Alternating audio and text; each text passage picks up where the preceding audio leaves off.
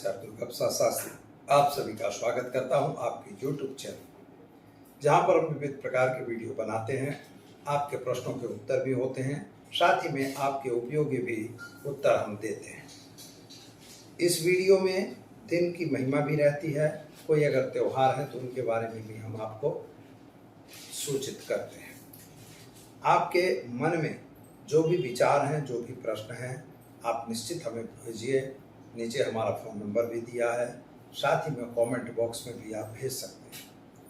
मित्रों, चैनल में पहली बार जुड़ रहे हैं तो उसे चैनल को सब्सक्राइब करिए। अच्छे लगते हैं वीडियो तो उसे लाइक शेयर कमेंट जरूर करिए। साथ ही में वास्तु संबंधित, ज्योतिष संबंधित, कुंडली संबंधित या अन्य कोई भी सवाल है तो आप हमें पूछ सकते हैं। तो चलिए हम शुरू करेंगे। पहले आज का पंचांग क्या कह रहा है वो। आज विक्रम संवत 2079, शक संवत 1944, बी संवत 2548, दिनांक 13 सितंबर 2022 और मंगलवार का दिन। भाद्रपद की कृष्ण पक्ष की आज जो है चतुर्थी तिथि है और महालय श्राद्ध का जो है आज चतुर्थी का श्राद्ध भी किया जाएगा। त्रीज जो है 10:28 तक, इसके बाद चतुर्थी तिथि है।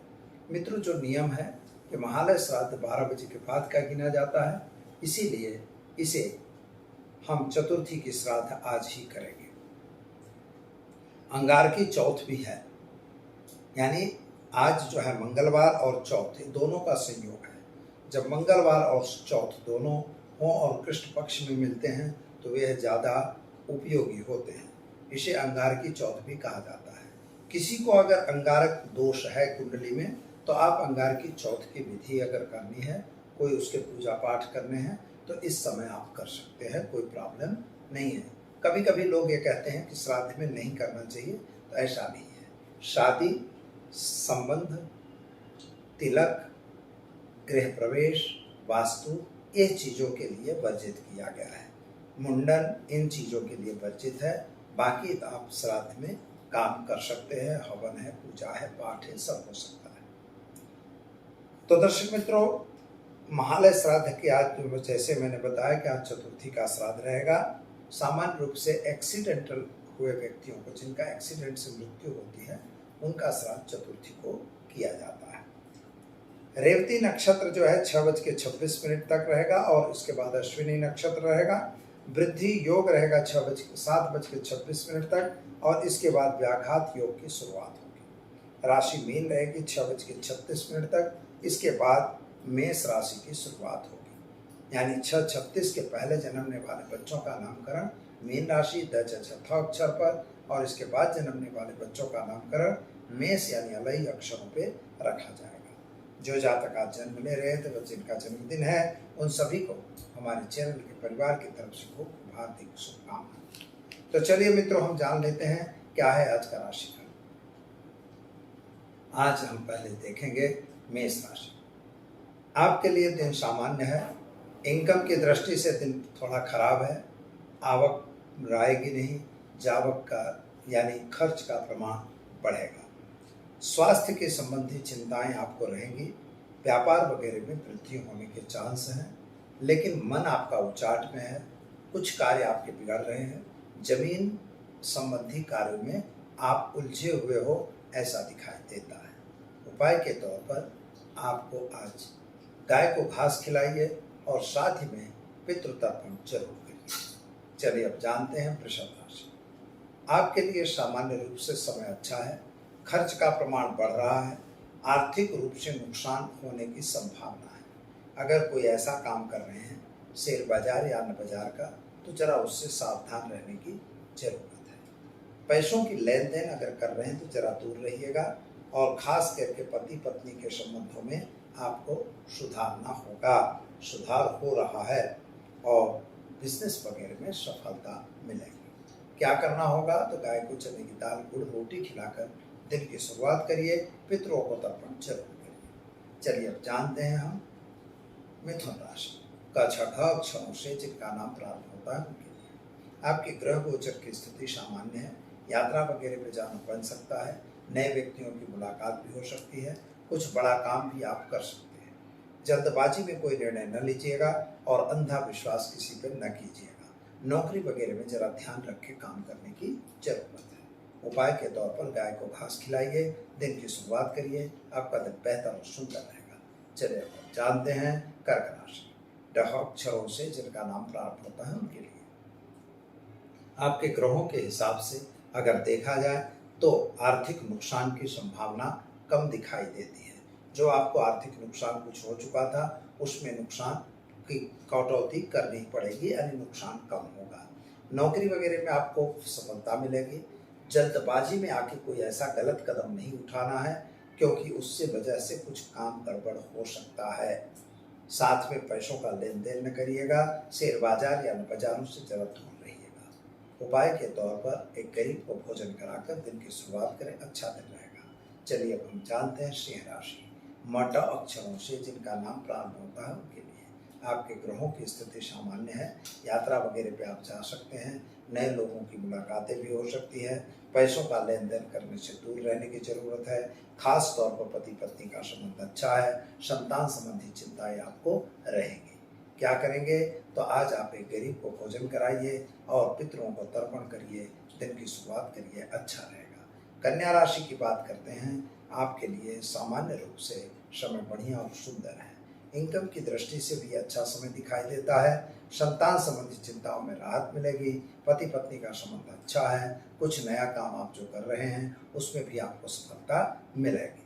लेकिन एक बात का ध्यान रखिएगा कि अंधा विश्वास न करिएगा, गलत जगह सिग्नेचर न हो जाए, यह ध्यान जरूर दीजिएगा। चलिए अब हम जानते हैं आपको कि उपाय क्या करेंगे।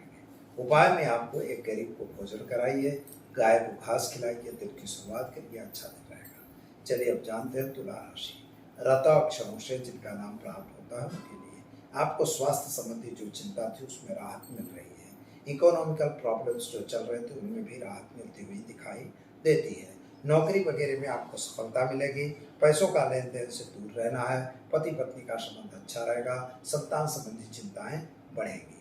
क्या करें होगा तो आज आप एक गाय को गुड़ खिलाइए और दिन की शुरुआत कीजिए।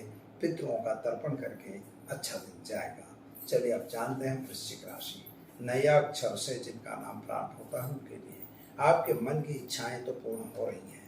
आप कुछ सोचते कुछ है और करते कुछ है, ऐसा दिखाई देता है। लेकिन अंधा विश्वास किसी पर न करिए। पैसों का लेन देन बिल्कुल न करिए। शेयर बाजार वगैरह से दूर रहिए। नौकरी वगैरह में सफलता आपको मिलेगी। क्या करेंगे तो आप गरीब को वस्त्र दान देकर दिन की शुरुआत करें, आपका दिन बेहतर और सुंदर रहेगा। चलिए अब हम जानते हैं दर्शक मित्रों धन राशि। भड़ा अक्षरों से जिनका नाम प्रारंभ होता है उनके लिए आपके ग्रहों की स्थिति सामान्य है। यात्रा वगैरह पे आप जा सकते हैं। नया काम आपका शुरू हो चुका है। खास तौर पर बिजनेस व्यापार में सफलता होगी, लेकिन आर्थिक नुकसान न हो इसका ध्यान आपको देना होगा। शेयर बाजार या अन्य बाजारों से भी जरा दूर रहने की जरूरत है। क्या करेंगे आप तो आज आप ओम हम जुम सह मंत्र का प्रयोग करिए और एक गरीब को भोजन कराकर दिन की शुरुआत करिए, अच्छा दिन रहेगा। चलिए अब हम जानते हैं मकर राशि। खज अक्षरों से जिनका नाम प्रारंभ होता है उनको मन में उचाट और टेंशन बना हुआ है। किसी व्यक्ति के साथ आपका तालमेल अच्छा नहीं दिखाई देता। पति पत्नी के बीच में थोड़ा अंतर दिखाई देता है। संतान को लेकर आप थोड़ा चिंतित दिखाई दे रहे हैं। जमीन मकान के कुछ प्रश्नों में आपका सॉल्यूशन आता हुआ नहीं दिखाई देता। क्या करेंगे तो आज आप घर में घी का दीपक जलाइए, एक गरीब को भोजन कराइए, पितरों का तर्पण कीजिए, दिन की शुरुआत कीजिए, अच्छा दिन रहेगा। चलिए अब जानते हैं हम कुंभ राशि। ग श अक्षरों से जिनका नाम प्रारंभ होता है उनके लिए आपके लिए समय सामान्य रूप से अच्छा है। यात्रा वगैरह पे आपका जाना बन सकता है। पैसों का लेन देन अगर कर रहे हैं तो जरा उससे दूर रहना जरूरी है। अंधविश्वास मित्रों नहीं करना है और ख़ास तौर पर स्वास्थ्य के संबंधी चिंताएं आपको बढ़ाती हुई दिखाई देती हैं। जमीन मकान के प्रश्नों का सॉल्यूशन होगा। क्या करेंगे तो गाय को चने की दाल को रोटी खिलाकर दिन की शुरुआत करें, आपका दिन बेहतर रहेगा। चलिए अब जानते हैं मीन राशि। मीन यानी द च छ थ अक्षरों से जिनका नाम प्रारंभ होता है उनके लिए आपके ग्रहों की स्थिति के हिसाब से समय सामान्य दिखाई देता है।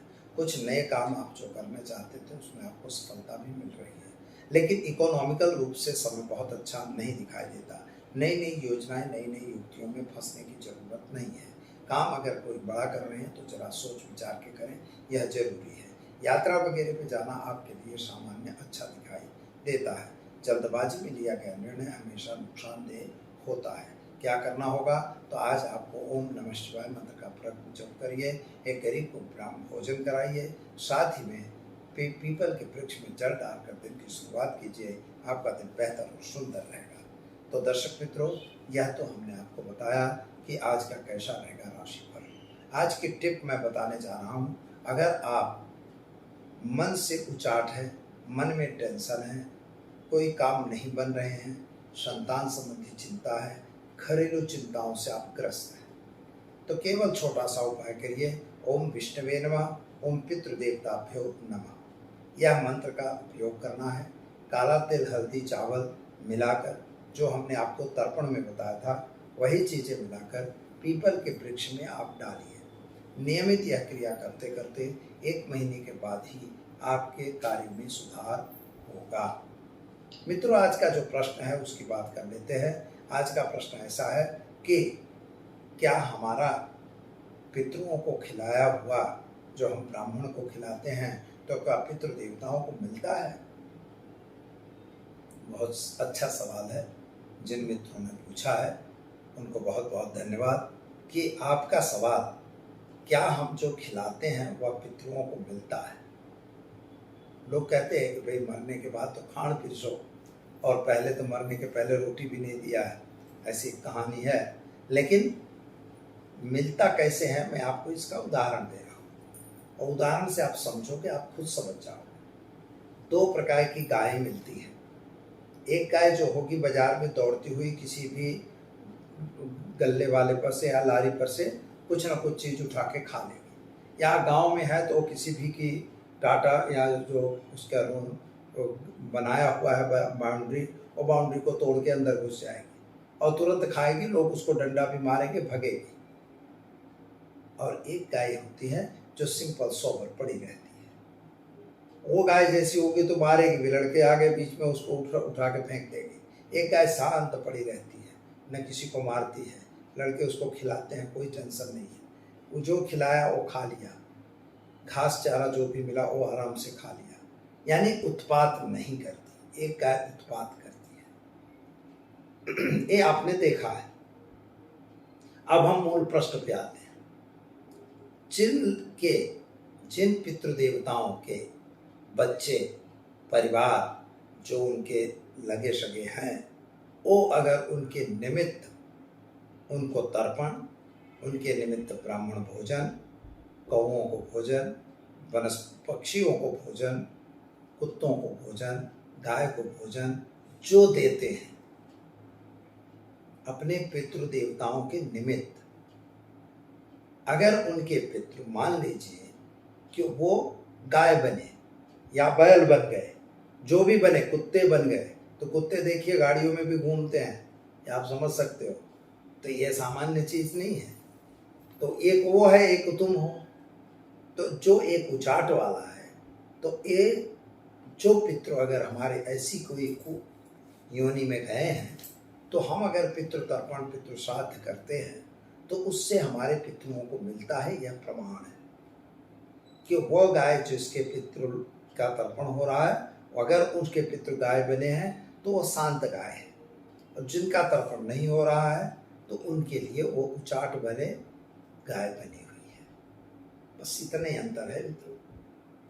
लेकिन जैसे अमेरिका में पोस्ट डाल दी गई और धीरे धीरे यहाँ आ जाती है, इसी तरह से जो ब्राह्मण नाम के तत्व है, क्योंकि ब्राह्मणों मुखम आसीत बाहु राजन्य, जो ब्राह्मण को मुख का काम है उसको भोजन कराते हैं, ऐसे अग्नि में आहुति प्रदान करते हैं। तो जैसे अग्नि में आहुति डाली गई तो देवताओं को मिलती है, ऐसे ब्राह्मणों को खिलाया गया सारे के सारे पितृ देवताओं को प्राप्त होता है। इसीलिए हर जगह लिखा है ब्रह्मदेवों को भोजन कराना। मित्रों, भूदेव क्यों कहते हैं? क्योंकि मंत्राधीनो देवता, देवता जो है मंत्र के अधीन होते हैं। अने मंत्राह ब्राह्मणाधीन, मंत्र जो है वो ब्राह्मण के अधीन है। क्योंकि वेद को पढ़ने की जो परंपरा है, जो उसको गाने की परंपरा है, वो ब्राह्मणों में होती है। पढ़ना सब पढ़ सकते हैं, ऐसा नहीं है कि कोई नहीं पढ़ सकता, सब पढ़ो, लेकिन गा नहीं सकते। तो इसलिए वेद का जो है वो परंपरा ब्राह्मणों पे, मंत्राधीनो ब्राह्मणा अने तस्मात् कारणात् ब्राह्मणा भूदेवता, इसीलिए ब्राह्मण जो है भूदेवता कहे जाते हैं, इसीलिए उन्हें खिलाया जाता है। तो दीजिए दर्शक मित्रों आचार्य दुर्गा प्रसाद शास्त्री को इजाजत। नमस्कार, फिर मिलेंगे।